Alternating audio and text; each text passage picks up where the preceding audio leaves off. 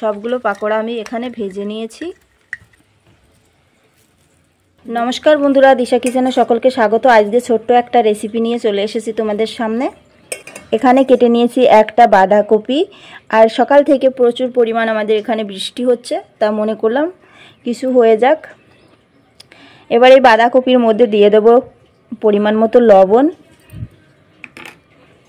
লবণটা দিয়ে ভালো মতো একটু চটকিয়ে নেব। ভালো করে চটকিয়ে নিয়েছি। এখন এর মধ্যে কি কি উপকরণ অ্যাড করব চলো দেখে নাও। পরিমাণ মতো হলুদ, কাঁচা লঙ্কা কুচি, আদা কুচি, ধনেপাতা কুচি, লাল লঙ্কার গুঁড়ো, ধনে গুঁড়ো, বেসন, চালের গুঁড়ি, অল্প একটু কালো জিরে।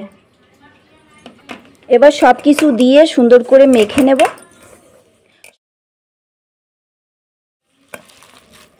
চাইলে এর মধ্যে পেঁয়াজ রসুনও দেওয়া যেতে পারে, আমি সম্পূর্ণ নিরামিষ করছি।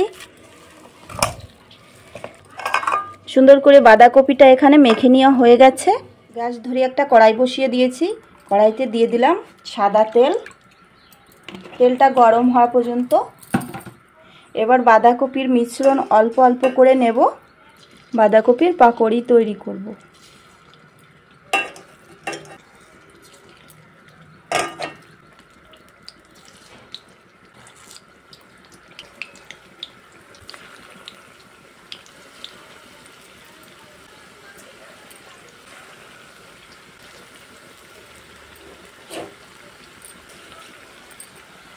এক সাইড হয়ে গেছে, এবার উল্টিয়ে দেব।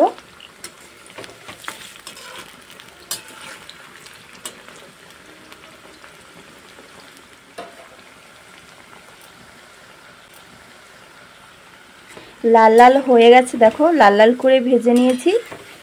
এখানে লাল লাল করে ভেজে নিয়েছি পাকোড়াগুলো। এবার তেল ঝরিয়ে তুলে নেব।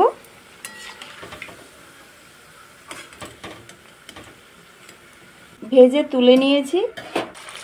বাকিটা পাকোড়াও একইভাবে ভেজে নেব।